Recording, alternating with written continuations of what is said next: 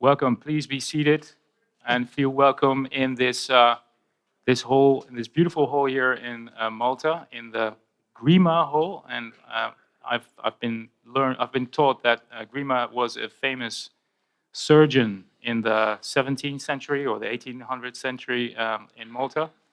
So in his memory, we will dissect a very important issue today, together with you. And before we do the introductions, I would like to basically ask you to, when you have an important question that cannot wait until the end, you just raise your hand and then we can see if we can answer it straight away. This will be an interactive panel discussion, and it's the million-dollar question: how do we keep consumers safe whilst not pushing them away? I'm first going to allow my fellow panelists, the distinguished panel, to introduce themselves, and I will go in the following order. The next man, please introduce yourself. Thank you, Peter Paul. Hi, thank you for being here. My name is Keith Whyte. I'm the Executive Director of the National Council on Problem Gambling in the United States. Hi everybody, my name is David Foster. I'm Director of International Regulatory Affairs at Entain, based in London. Hi, my name is Gustaf Hoffstedt, and I am the Secretary General of the Swedish Trade Association for Online Gambling, with many members such as Entain and others. And I'm Roger Parks, Director of Compliance and Regulatory Affairs at Betway, and I'm based here in Malta. Thank you very much, Roger. And my name is Peter Paul Goeij, and I'm the Managing Director of the Netherlands Online Gambling Association, with also Betway and Entain as members. So I do have to admit, we know each other pretty well. How is this best compared? This conundrum almost that we as an industry are facing. We do want to attract customers. You know, we get licenses, and at the same time, we want the consumer to be safe with the game that they offer. What is your view, Keith? How are things going in this respect? Do you think that the industry is closing in on the target of keeping consumers safe whilst also making some money? Thank you, Peter Paul. I think we're growing ever closer. You know, we're learning more. We work in partnership with the firms like Entain. We work now in partnership with our sports leagues, which is a big thing for us.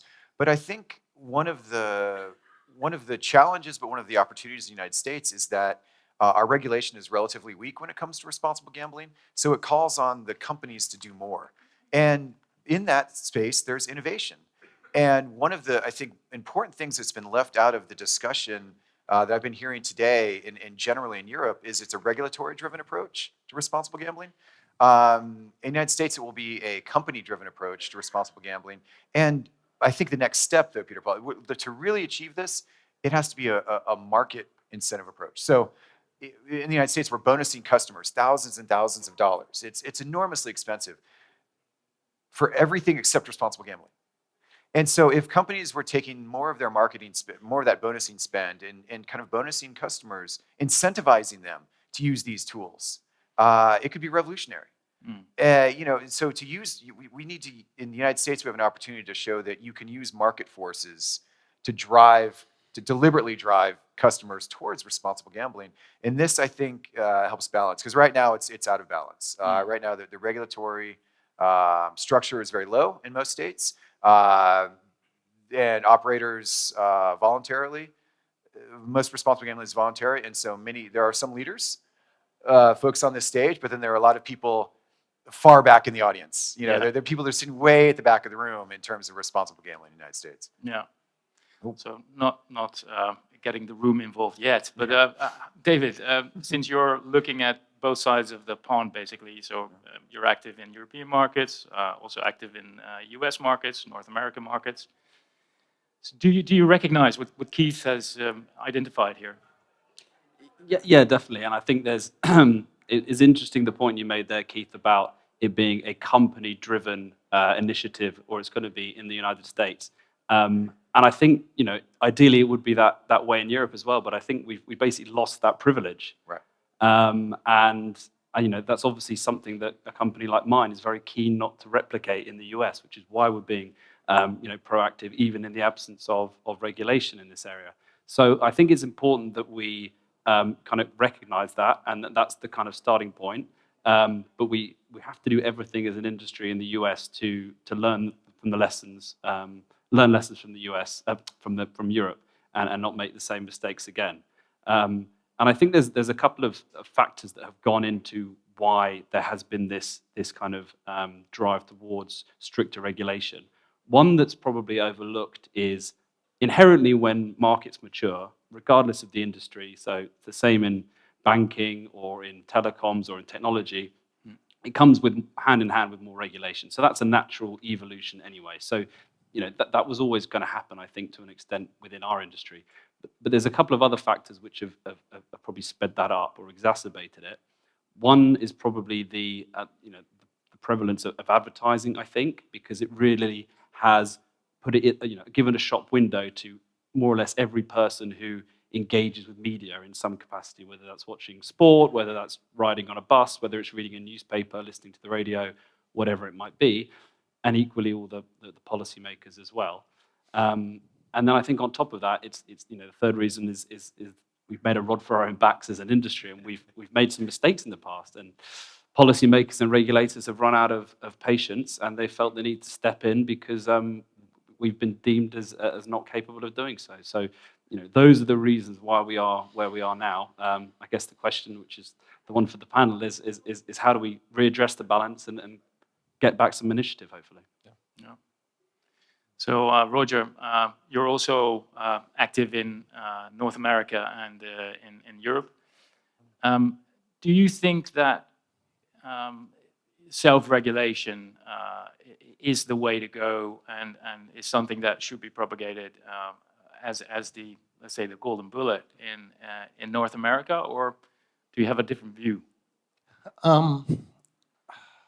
It's a very difficult one, really. Well, I'm not part of the North American market, but I think that, as David said, we've created a rod for our own backs, and it doesn't surprise me where in Europe, the regulator has taken such a strong approach. I think that there is probably going to be a need for a regulatory approach as well. I can't imagine that the industry is going to learn the lessons that it's had to learn in Europe and apply them across the board in the States. Having said that, I think that there are much better ways to create the right kind of standard in the US without the heavy-handed approach that has really come to pass in Europe now. There are nuances that they can use, technology that they can use, rather than the broad brush approach that they're taking in Europe at the moment. Keith and David both spoke about the balance, and I think in Europe we don't have a balance anymore. It's not this way. It's more a case of regulation is pushing down on all parts, and we need to be able to identify what works and take those parts and then come back to a more effective balance. Yeah, that's something I recognize from my own home market as well. And this regulatory pressure is mainly driven by politics or politicians. Yeah. You just mentioned advertising as one example. Looking at advertising and the role the industry played in Sweden and what it looks like now, Gustaf, do you see a structure where the industry could prevent politicians from having to step in, for instance, on the field of advertising? Because no, mea culpa. Sweden re-regulated 2019, and I remember the short walk that I had from my home to the office, and I always listened to commercial radio during that maybe 15-minute walk. And during those walks, every time I got to listen to not 5 or 6 gambling companies in a row, but rather 9 or 10. And in general, the advertisement scene exploded in Sweden during 2018, the first year prior to the licensing system, and the year after. However, it has now halved its proportion. And when I also believe They weren't forced, right? So they did this out of their own volition. Or I believe that they simply emptied their wallets. And that is actually, when we speak about balance, that is actually an important message to the legislator that, yes, hopefully we as industry can do better than that to convince our industry members to show some restraint here.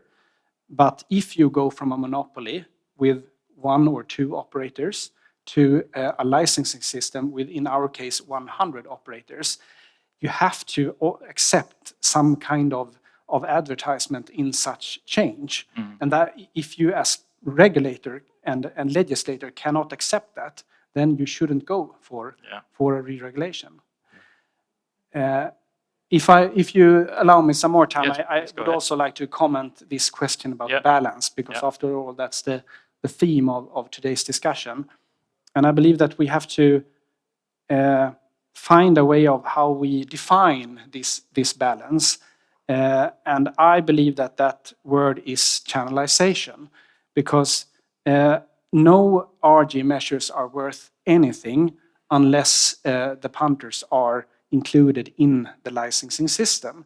And I know in your jurisdiction, I believe that the government has decided a channelization rate of 80% perhaps. Yep.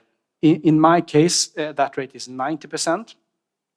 And I couldn't agree more that we are in lack of balance today, because prior to most re-regulations in Sweden, in Netherlands, hopefully in Finland soon, and well, not to mention the US, there seems to be this agreement that all the measures shall be fact-based and all the measures shall safeguard the channelization. But day one, after the re-regulation, I'm laughing, but I'm crying. after the implementation of a licensing system, and it doesn't matter which jurisdiction it is, day one, the legislators and the regulators abandoned that idea to play the tough role as legislator and regulator. And once again, mea culpa, we as industry, we certainly provide them with incentives to play the tough politician. I have an interesting point here because, on the point of advertising, I had this discussion with a gentleman of the Socialist Party in the Netherlands who are not in the government and who have always been against gambling at all. They think it shouldn't be allowed. And I was explaining why advertising is important, because it leads to consumer protection, because it leads to channelization, et cetera, and then basically he stopped me short, well, not short, but after explaining him for a long time, he said, yeah, I know it's really tough, with channelization and all that, but I don't care, I want a ban. Right? That's the politics that we're dealing with. And so my question really is, why do politicians not do the thinking before they open the market, is set clear boundaries for advertising. So this is the level of advertising which we will allow, and you should not go above, right? But they've put nothing like that in place. They did, Peter Paul. They called it moderate. yeah, moderate. Oh, can you show me what moderate is? Yeah, exactly. Yeah, so, Define but, that. and I think the same happened in Sweden, where exactly this question is, yeah, but what is moderate? Well, yeah, we'll let the market decide. Well, the market is going to compete. What were you thinking? But how can we prevent this from happening? May I comment on that? Yes, please. Well, we can certainly contribute, but just to make it even more complicated, Peter Paul, in your jurisdiction as well as mine, the government is also not just the legislator, but also an aggressive commercial operator on the gambling market. So you can ask yourself, what kind of interest are they actually representing? The UK is probably a better example, and that is what I think that all jurisdictions should aim for, namely that the government and the parliament, they should be the rule setters, and the rest of us shall be the ones that have to comply to their rules. But it's all mixed up in Basically, very jurisdictions. politely, you're saying that the government should not offer any gambling products. Of to its course. citizens. Yeah. In my case, the largest political party in the government, they own their own private lottery as well. And by the way, that particular lottery is excluded from taxation. Isn't that interesting? Yeah. So that is really one thing. But once again, we as industry, despite of all those flaws, I do believe that we can do much, much more. May I give you one depressive example? We had those pandemic restrictions, and I know that you had in many jurisdictions. And the advocacy from our government was that advertisement is too excessive, the bonuses are too excessive, so therefore we have to implement temporary pandemic restrictions. What happened on day one when those restrictions were withdrawn was that large gambling companies, such as yours, you're both operating in Sweden, you remained calm. But there is always one or two or three aggressive operators out there that instantly offered excessive bonuses on day one. And if do I have the right at all to complain when the industry that I love so much behave in such manner? Yeah, that's. You're going. Can I just jump in on that point? I think that's a really valid point. In as much as we talk about the industry, but the industry is not perceived. It's perceived as an amorphous blob by the consumers or by politicians. Yeah. And you're only as strong as your weakest member, really. So despite the best efforts of 80-90% of the market, if there's a few other operators who are going their own way and going rogue, then those are the ones that create the media attention. Those are the ones that get on the politicians' desks, and those are the ones on the basis of which regulators will kind of regulate. And then you're only looking at the regulated market and not even thinking about the illegal market, which really I think it poses the biggest problem because we're all tainted by the same brush. I don't think that consumers or politicians alike are making any distinction between legal or illegal operators. They just don't like gambling. Well, and even, if I may, as advocates, so as an NGO, we do a lot of advocacy, legislative advocacy, work with regulators, and we often have to say, I can say, we celebrate our work with the Entains of the world, but then we have to say in the same breath, but that's not the entire industry. So it's exactly to your point, and it's so, we're often accused of being too negative, but when we're positive about the industry, we're really talking about the leaders at the top, and that can often be construed as, there's no problems here. And so it's too bad because we would have such a positive message around responsible gambling were it not for some of these peer companies in the industry, and that it applies to gamblers as well, and it applies to the consumer.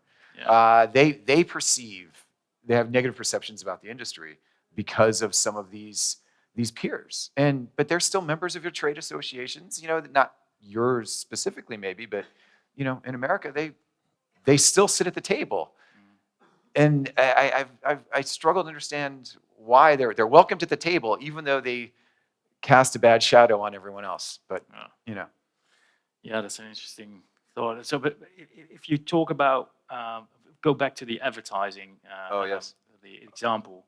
So, how do you think you guys can preempt this from happening in the States as well? Well, I think so. We're getting calls from members of Congress. Yeah. So my job as a lobbyist in DC is made much easier when members of Congress call us and say there's too much advertising. That's a bad signal for the industry. But it's so fractured. So our gambling industry says, oh yes, we have advertising regulations. They're voluntary. Our sports leagues have restrictions now on advertising, but it's not omni-channel. And so what I would say is, right now the standard is we have in 1-point font at the bottom of the ad, you know, a little message, you know, that nobody can read, and it's in 1 second. Perhaps the modern and these advertising, well, perhaps the modern approach would be to say, we'll go with voluntary advertising limits. If every 5th ad is just a full responsible gambling ad. Responsible gambling. Yeah. So for 4 ads, fine. But don't even bother with the messaging, because it's a joke. And then the 5th ad is actually something that will change consumer behavior. Because if we can come together and set a good voluntary standard, I think that will help. But I fear that's already too late, because Exactly. yeah. You know. So what's your view? I'm not sure whether you are members of AGA. Is AGA working on something that you know of? Yeah, I mean, I'm not an expert on the US market, but my colleague Martin Lischka works very closely with Keith, and has, you know, we've actually this week, I think it's been announced that a group of operators have got together and been proactive on exactly this point, and I think that's really encouraging to see. I mean, I actually have you know, we talked about the difference between the US and Europe in terms of their life cycle, but yeah, I'm not, you know, learning from the mistakes we've made and hoping that history doesn't repeat itself. But almost a question for Keith: do you think culturally the US is slightly more inherently libertarian and a little bit more less nanny state than Europe? So actually, there's actually more bandwidth there and more room for maneuver, and operators might know that. You know, it's a bit of a double-edged sword sometimes. What's your thought? Well, I think it's a lot like our healthcare system, David. So it's a privilege, not a right, but so you can fall very far. And so this is the problem where there's so much, where the regulation is relatively low. You have operators that go above, but then you have operators that can go so far down. And so too, yeah, we see this, that there's a lot of room to keep going low. Yeah. And yeah, it's a problem. Yeah, and I don't, yeah. The solution is, it's difficult, because I don't think we'll ever have national regulation of advertising until we do. You know, I mean, and you never know. Bill said at the panel this morning, it's one bad headline, and our Federal Communications Commission says, oh yeah, maybe now we do look at this. So, and it's not too long ago, just as a quick point, that when I first started in gambling in 1995, broadcast advertising of gambling was prohibited. On TV, you could not show the sight or sound of gambling. That's why so many casinos have "and hotel" in the name. Because if it was just a casino, you could not advertise on TV. So not all too recently, there was a federal law banning gambling advertising. 20 years later, everybody's forgotten about this. But now that sports betting, it's exploding, and this advertising is just relentless. I wonder that some of my friends have sort of forgotten that it was, you know, only 20-something years ago that there was a federal ban. So what happened once can happen again, I think. And I don't think anybody wants that, because the last thing I'll say is, no, I don't want the federal government creating advertising regulations. I'm much happier working in partnership with the operators to create something that is efficient and effective. Government, at least in the United States, rarely does a sensitive issue like responsible gambling well. They're not experts. You know, we are. And so I think we still have a chance to get ahead of this and create some good, but that window, I think, is closing. Yeah. And sorry, Peter Paul, Go ahead. I think, you know, the nature of the beast of gambling for the regulated sector, you know, the advantage we have is that we can advertise against, you know, for channelization to reduce the unlicensed operators. So we need to be able to advertise, but we also have, particularly in the case of new jurisdictions, you know, it's almost like the panhandle scramble. So everybody wants market share. So it's just in the nature of the industry in a new jurisdiction that operators are going to go crazy a little bit, to the extent of marketing and advertising. Where there are restrictions on bonuses as well, it puts marketing and acquisition, you know, front and center in terms of everything that the industry does. So whether it is, you know, that knee-jerk reaction by regulators going, oh my God, I didn't expect so much advertising, perhaps over time, as the market matures, maybe that dies down. I'm not too sure about that. But, you know, by understanding the beast, perhaps they'll be able to plan better for the impact of a newly open market. Yeah. Well, to begin with, I can't stress enough what you say, Roger, about the importance in the channelization combat to defend the right for licensed operators to actually allow them to tell about their services and their brand mark. They fight a daily combat. And on the other side are obviously the unlicensed market. In my case, in the Swedish case, every fourth Swedish krona, 25%, leaks out of the licensing system 24 hours a day. And one huge advantage, important advantage for the licensed operators is the possibility to actually advertise in traditional media. Yep. As I said from the beginning, I think that the message to the legislator has to be from the beginning, if you cannot accept a high volume for some time, and I disagree about you, Roger, that I actually believe that it will decrease over time. But if the legislator cannot at all accept a high volume in the beginning, then, well, stay with your monopoly, because that's going to happen, and you have to accept that.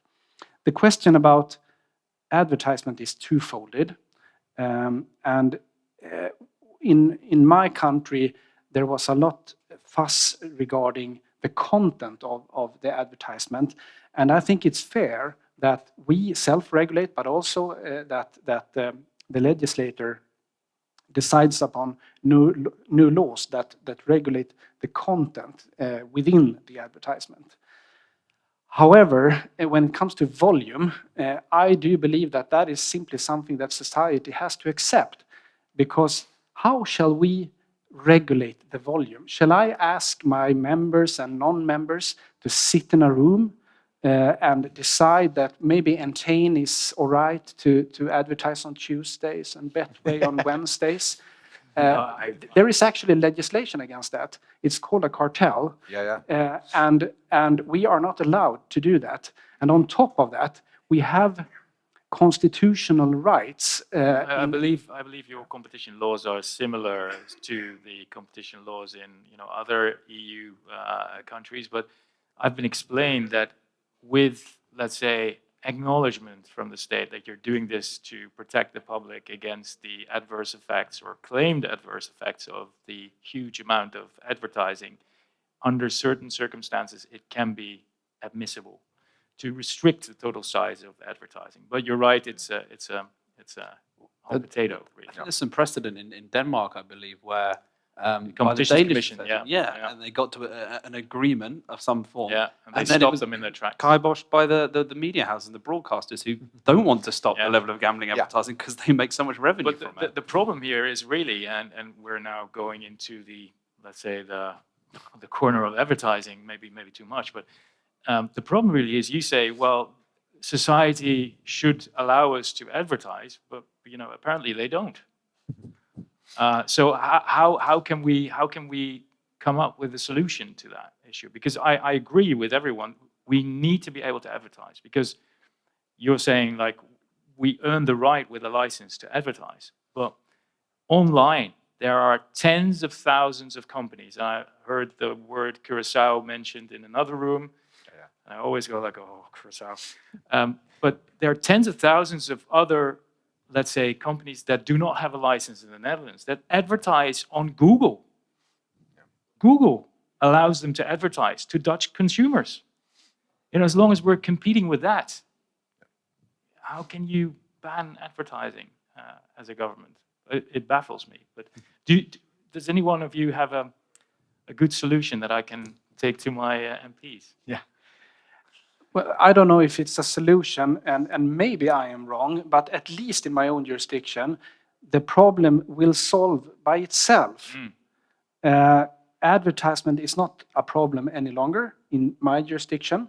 And as I said, it was excessive only some 2 years ago, but it isn't anymore. And the simple reason is that if you open up a new market, it's obvious that some competitors out there will not stand for a long time, but they have to also be given the possibility to empty their marketing budgets for a year or so. If you are willing to pay that price, and it's worth it to accept that price, after a year or two, you will actually have a matured, functioning gambling market. It's interesting. I think if you look at the UK as an example, which is kind of further in that life cycle of maturity, when there's discussions around restricting advertising, and it doesn't cause as much consternation in the UK because the market is so mature. And actually, a lot of the advertising spend that the operators have to invest at the moment is to defend market share rather than to actually acquire new customers and grow. The cost of acquisition has gone through the roof. So actually, if you pare that back and you have let's say a base level of advertising to maintain that awareness and sustain that brand presence, then that actually serves quite a lot of the purpose.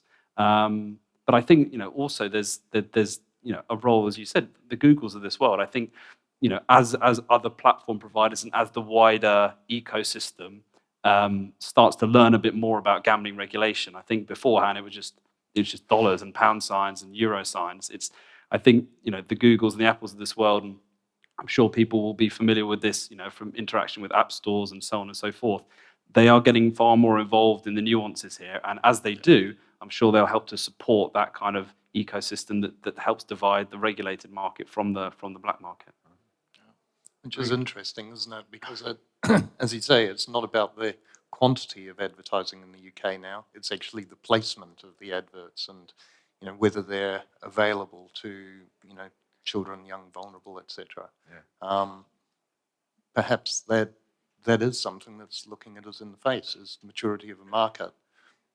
Market forces wins out in the end and things settle down, and maybe jurisdictions and regulators in newly open jurisdictions have to look at the experiences of the more mature jurisdictions. And in the Netherlands, obviously, where that whole evolution has been fast forwarded because the market's only been open, almost a year this week, I think. Yeah, you're talking about let's say measures for a mature market. Yes. Where you're looking at a baby market. Yes, exactly. But it's because the political pressure is so great that the politicians, to the point you made earlier about not caring about bans, they're prepared to overlook that because the political imperative becomes so significant. They go, actually, screw the evidence, screw the actual implications here. This is my problem. I'm a politician. I need to solve it, and this is how I'm going to go about it. I can score with it. That's the thing. Gustaf. I don't have a simple solution, but with the symbol I had with the rubber band, you should pull the rubber band as much as you can, namely to include as much responsible gambling as possible, but do not pull it as hard. You know what happens then, right? You know what will happen then. And that's another way of symbolizing the lost balance, I guess. So for all of us and for the regulator and the legislator, keep an eye on the channelization, but also keep an eye on after all, the beautiful possibilities of the online gambling industry. I mean, I come from a background where we went to the racehorsing, and we were minors, and we played for a lot of money without any kind of identification process. No one could see what we did, and afterwards we could actually sell the receipts when we won to someone else who wanted to so at a very young age you were money laundering. Exactly. So, and compare that with the industry that we are working within today, with a KYC process and also a supervision during the whole gambling, and all the possibilities when it comes to RG measures that gives. Yeah. So we should actually be optimistic. Yeah, I share that optimism, definitely. Before we run out of minutes, I'm looking around to see if there are any burning questions or maybe some criticism or things that you think should be addressed by the panel. Then now is the time to raise your hand. I don't see any hands. So maybe as a closing remark, so Keith, what do you think? You've been around for a while in the industry. Will we ever solve the puzzle, or will this be an ongoing? I think my optimism would say that yes, that there is, as David said, there's enough freedom or lack of regulation, enough, in the United States where we may be able to come up with some more market-based responsible gambling solutions, which might, we can take the best of Europe, the good stuff, and maybe we transform it a little bit. Whether or not that comes with a backlash, I don't know. I do think we have some time to get ahead of that. And so I'm optimistic that we can work in partnership and really bring something together. So I think it's a good. There should be a lot of exchange going on between. Yeah, but that's the critical thing. Yeah. I mean, just as the industry talks about avoiding the backlash, we want to learn from these lessons as well and apply the right ones. But it's made more difficult, obviously, by the people that are not at the table, those companies and regulars. Roger, any closing thought? Yeah, I guess I've spent half my life as a regulator, excuse me, and half with the industry. And I think what we are seeing is there's a maturing of the industry, particularly Europe, but not that maturity in regulators yet. They're still sort of following along. And I think this leads to a lot of new, trying to reinvent the wheel when the knowledge and the technical solutions and the information is readily available to all regulators if they're prepared to learn from the other more mature jurisdictions. And I think that would help the jurisdictions, it would help the licensed operators in those jurisdictions. Yeah. And I think it would address many of these areas. I mean, we focused on advertising here, but particularly in terms of player safety, the technology and information and the experience that we now have in Europe, could easily be picked up and adapted and brought into new jurisdictions. But we don't seem to be doing it as regulators don't have that, sight of that maturity. Yeah. So judging by the pin that you're wearing, Gustaf, you probably agree to that view that Roger just gave, Yes, For those of you who haven't seen it, it's a European flag with a Swedish flag today. With a Swedish flag. Right, yes. Well, I certainly agree. I would, when talk about the European flag, I would actually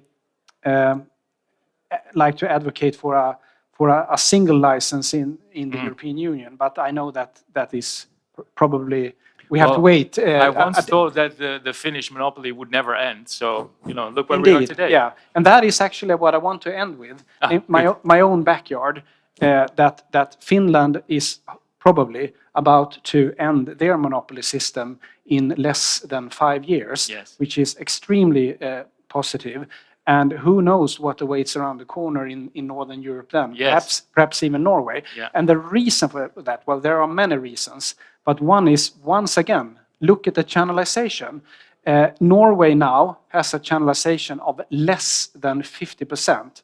So more than 50% of its consumers are just left behind when it comes to... Not protected by Norwegian state. Yeah. So that is an extremely optimistic message. I like it. Yeah, I like it. That I don't know much about the US, but I believe that all the matured democracies in Europe will go for a license model. And then I think I'd probably say cautiously optimistic is my view for the future. I think we're in a pretty tough spot right now, not just from a regulatory perspective, but from a macroeconomic perspective as well. Yeah. But that's obviously not just the gambling sector that will be impacted by that. I think we can come out the other side of this and wrestle back some of the initiative. I don't think it will happen quickly. So I think, 5 years, you mentioned, Gustaf, for Finland, maybe that's the sort of time frame we're probably looking at realistically. And I'd be hopeful that, come the end of that all the good work that the industry is doing now to kind of, gain back some momentum will bear fruit. And, hopefully we can follow in the footsteps to a certain extent that the alcohol industry has, which had a similar reputational and regulatory issue, 10, 15 years ago. Yeah. And to their credit, they've done a pretty good job coming out the other side. So I would be hopeful we can maybe follow in their footsteps, and we'll be sitting here in 5 years with some smiles on our faces. With alcohol. No. On that positive note, I would like to thank Keith, David, Gustaf, and Roger as my distinguished panel, and I would like to thank you all for your attention. Thank you very much, and hopefully see you at the next one.